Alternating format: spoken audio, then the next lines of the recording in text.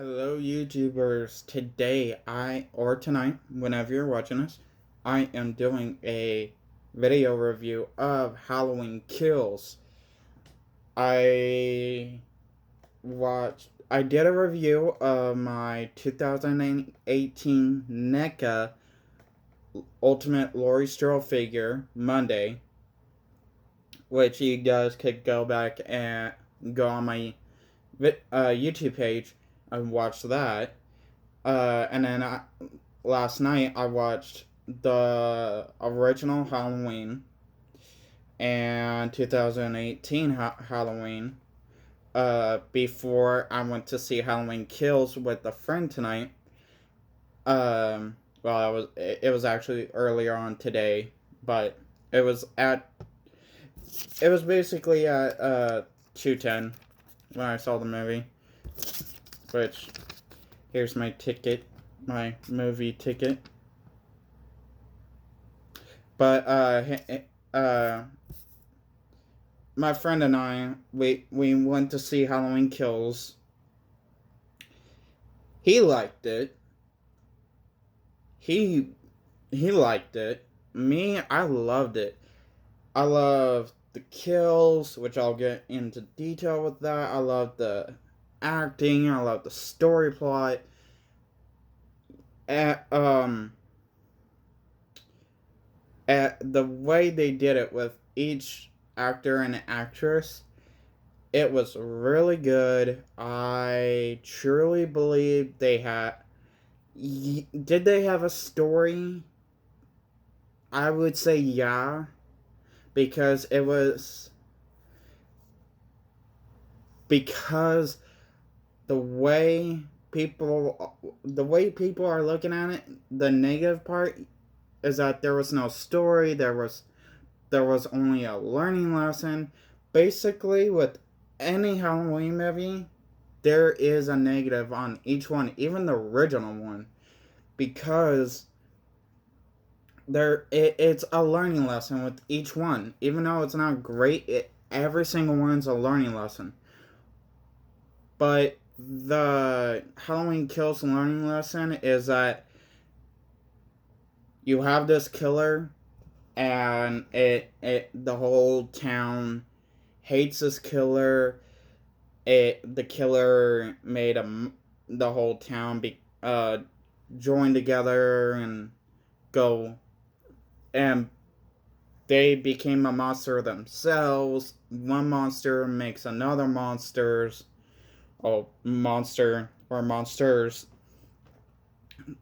So it basically was that was its learning lesson, including with that part doing that if one of the people in the town did that, there's a cost to pay. There's a what's the word I'm looking for? Uh Dang it. I used all the word all week last week. A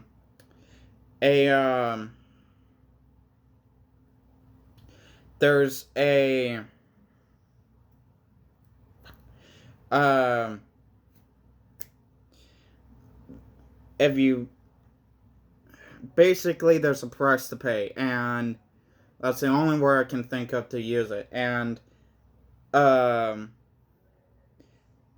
um and the price to pay was, and if you got, I should have said this in the beginning of the video, which my bad, I'm sorry.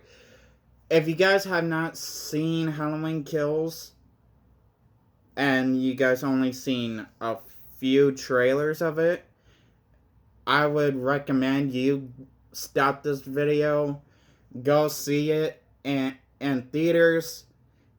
It's much more better in theaters, and I won't be mad at if you pause, go watch, and come back. Okay, now we got that out of the way. I'll continue, but because this is a spoiler video. No free spoilers. This is a complete spoil review. Because basically, Tommy Doyle, not played by the same actor, but by the actor from, as you may know, Weird Science, Breakfast Club, and Psych. And yes, he did a few episodes of Psych. But he played the older Tommy Doyle. And he made the whole town come together, made this mob, and he didn't think anything of it when he saw a old guy in a white prison suit, asylum suit, and he was running away from the mob, and Tommy Doyle thought it was Michael Myers, and told everybody, go after him, it's Michael Myers. And the price they paid was that poor guy, even though he was in an insane asylum, and you could tell from the 2018, because it was the same guy from that movie. He only had one scene, but if you rewatch the 2018 before you go see this, you would remember, oh, it's that guy.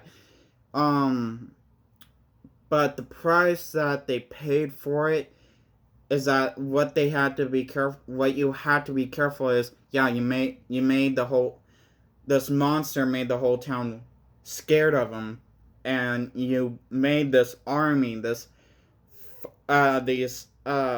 made the town your followers, your army, to kill Michael Myers, this monster. But there's a price to pay if you're not careful.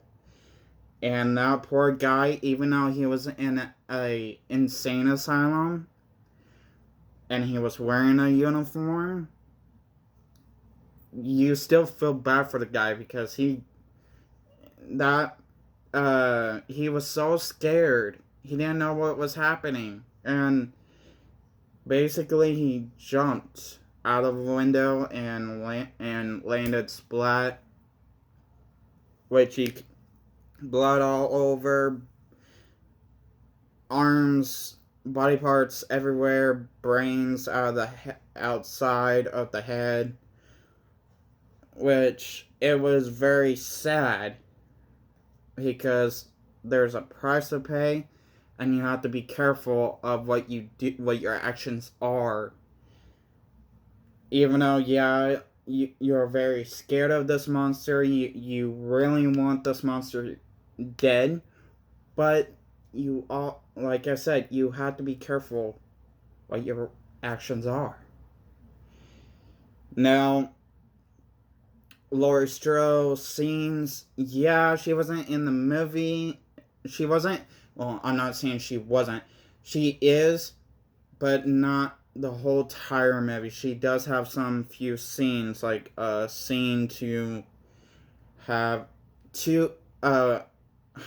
one scene to have a speech, and at the end she'll have another scene for another speech, and then she'll have a scene to make an action move, and she'll have a scene to talk to her, to talk to the cop that you think that died in 2018 Halloween, but he actually survived.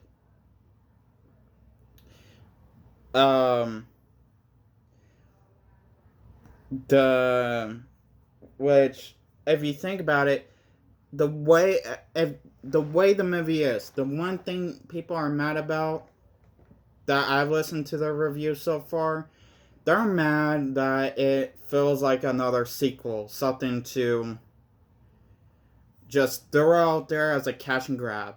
Okay, yeah, basically that's every freaking movie. If you stop and think about it, all the Friday the 13th, all the Jason, well, all the Jason, all the Freddy, every movie that's made by Disney, horror, whatever, it's for a cash and grab. Even music, books, cash and grab. Basically, yes, it does feel like a sequel, because it is a sequel. So was the 2018. It was a sequel to the original first Halloween. Which I didn't know that until I actually did a little more research. After I saw it for the first time.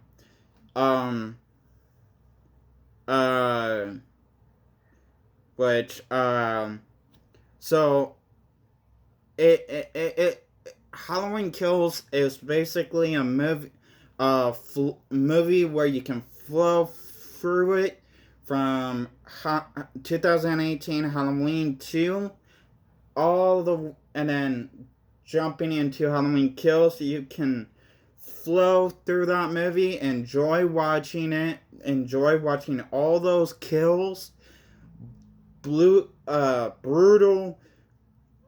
emotional, thrilling kills, and the gore, and also hear what most of the main characters have to say, and the learning lesson, because Karen, Laurie Strode's daughter, yeah, I basically wanted her dead. Not trying to be mean. I love the actress in some of her films, but she can be completely annoying, and she was completely annoying in Halloween, and not trying to be mean.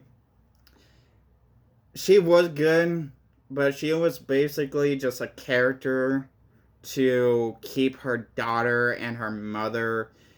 I guess she was trying to protect her mother and her daughter, and in a protection type thing, but she was also putting them in a bubble, which is something they should not do. That's why I was happy. That's why I was glad in the movie when the daughter ran off and joined the fight, because the daughter wanted to fight, not just for her own reasons, but at the end, Karen dies. I was somewhat happy, but I also saw her transition in this movie, because she started out as a fighter, a person that wanted a new connection with her mother, a new connection with her daughter, and the only person that she felt like she had a connection to was her husband. And after she lost her husband and thought she killed Michael Myers, you see her starting to go to this dark side type thing, like Michael, like they explain with Michael. And you see that at the end where and then all of a sudden Michael popped out of nowhere right behind her and kills her, and you're like, about time.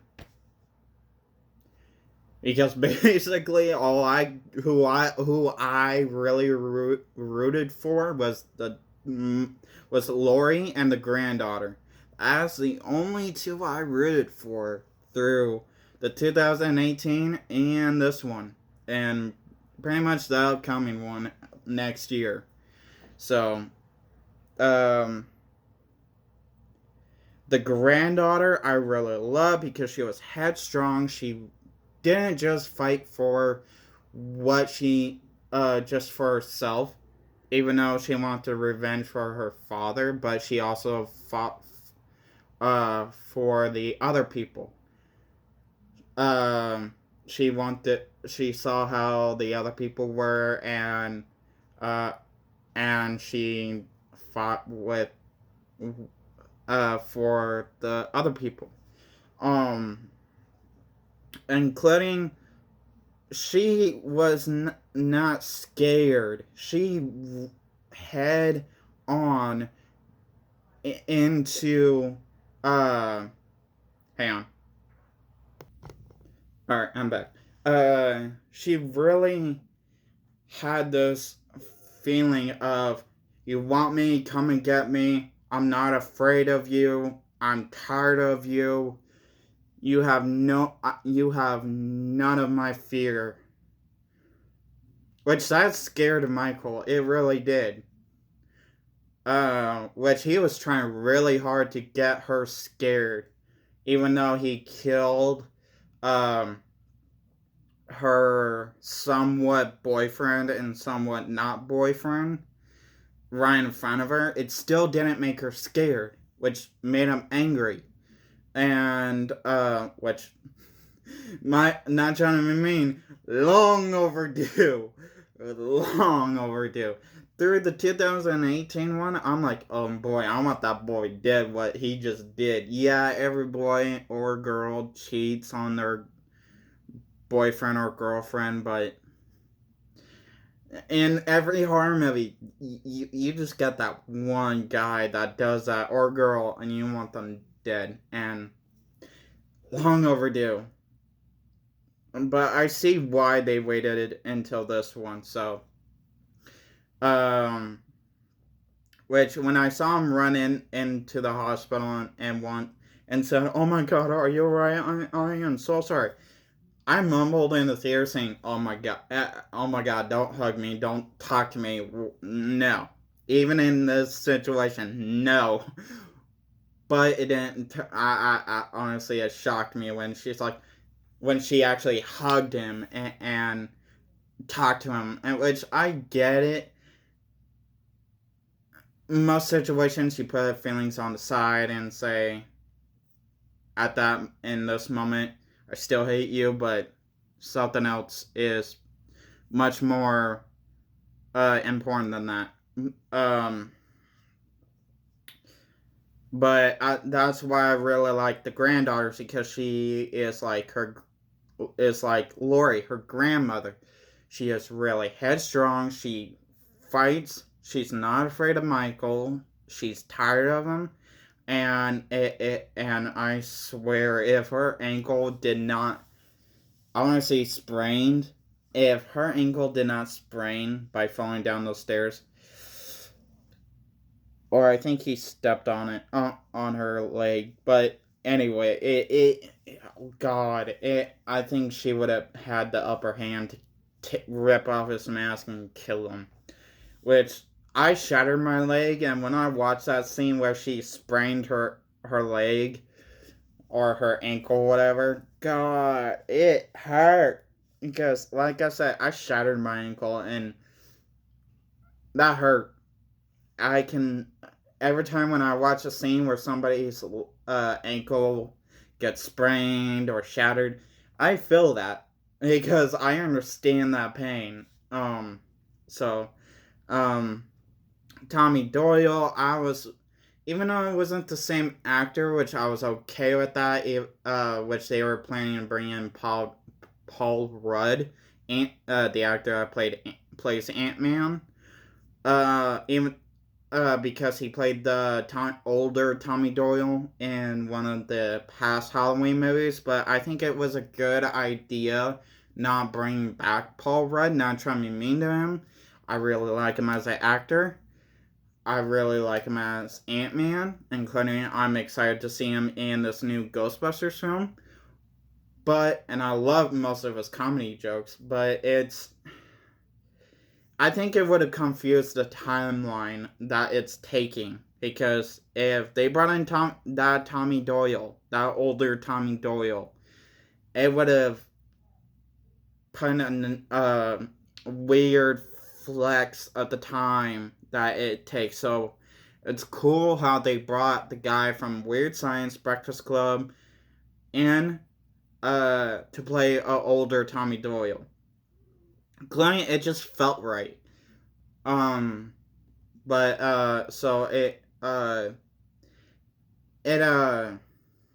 I really understood him. I understood his pain, his hatred against Michael. And,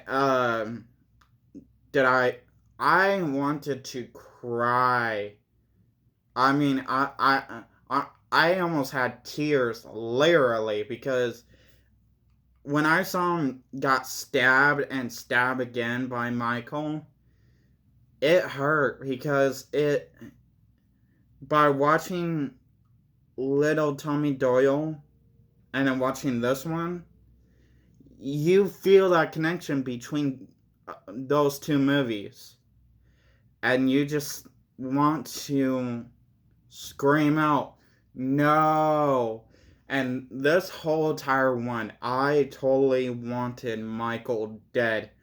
And I already knew walking into this film, this one, there was gonna be another one after it, and just one more after it. But in this one, I really wanted Michael dead because at this point, I'm a fan of Halloween, but don't get me wrong. Like I said, I am a fan of Halloween. I understand Laurie's pain, the whole town's pain, but I do grieve for Michael. Michael is stuck between this evil that it has on him, but he can't really fight it, so he needs help. And he's trying to get that. He's trying to. And what I can tell throughout the movie, there was a bit of him that was trying to reach out to the people saying, please, end me.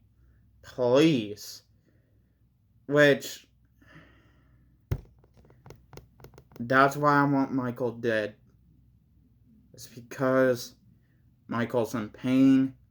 He suffered long enough, just like everybody else.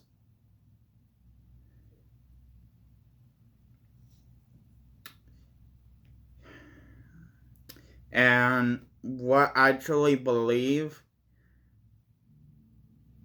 after seeing Halloween 2018, Halloween 2, Halloween Kills, and this upcoming one next year, Halloween Ends. Okay, Halloween 2018 Halloween, during 2019 they announced Halloween Kills was going to take after on the same night of 2018's Halloween. Now, I thought that was cool, making a callback to the original Halloween 2, what it did after that very first one, the original first, because the original Halloween took place after the original first Halloween. So, but what after seeing this upcoming film, this Halloween Kills, I felt like it ended not with it's over type feeling, and the upcoming Halloween is going to take on a new Halloween year. No. They're basically trying to go for a somewhat part 1/2, part 2, and part 3. Well, actually, not really part 2. It basically what they're trying to go for is you got the original Halloween. 2018 Halloween 2 is part 1. Halloween Kills is part 2. And then what I can see for Halloween Ends is going to be the part 3. It's going to 2018 Halloween Kills and Halloween Ends is going to be on the same Halloween night. Hitting that same night. Each movie is on that same fateful night. Because if a Halloween fan, before they start their review, if they have a YouTube page, which if they do, cool for you. But before you go and ramble what most of your feelings are, you'll know what they're trying to go for, because 2018 took a few years later after the very first one, the original one. And Halloween Kills is basically feels like another sequel. basically a story, a middle chapter, a very long, no story, well, basically kind of a story, but not a full perfect story like 2018's. Because and I'm thinking through the movie, okay, yeah, there's barely a story here. There, and the story is the whole town is tired of Michael Myers. They want to end him. They're not afraid. They want to show they're not afraid, and they want to end him. That's the story, including the learning lesson they had to learn by doing that mob killing Michael Myers type thing, the learning lesson. But that's like it's part 2. It did not end the night. It did not end that Halloween night. It did not end where Laurie Strode fight Michael Myers. It did not do that. It left it open on that same fateful night, on that same Halloween night. So, that will be part 3. Halloween Ends. They're doing, like I said, they're doing a part by part. 2018 Halloween, and then which was part 1. Halloween Kills is part 2. Halloween Ends is part 3. So that's why Halloween Kills was the way it was. That's why it was the way it is. Because even though we barely got screen time for Laurie, they were building her up basically in the original Halloween and the original Halloween 2, they were building Laurie up to the way she was in H2O and Halloween Rage, whatever. The Halloween movie that takes place after a year after H2O. So it's redoing that purpose. It's redoing that reaction with it riled out the people. It pushed Laurie's spirits up. And you're gonna see the granddaughter had to sit on the bench in the sidelines now, and Halloween Ends, and had to face the reality that her grandmother has to now just go out there. Laurie Strode has to now go out there and face Michael alone. And she knows that she can end him right there and then. At that, in that movie, on that freaking final act. Because Laurie build up to that moment. She, from 2018 to this one and to Halloween Ends, she's seen everything. She practiced for it. She's seen the people acted. Now she's ready. And she knows what to do. Actually knows what to do.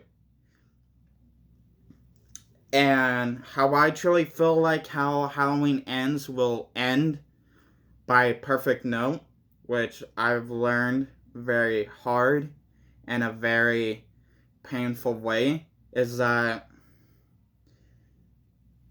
you can't always have a perfect happy ending. A happy ending can end with a sad note, with the main hero have to die to bring peace, or the main hero can survive and you got a full happy ending. But, which I've learned that from Supernatural, Iron Man,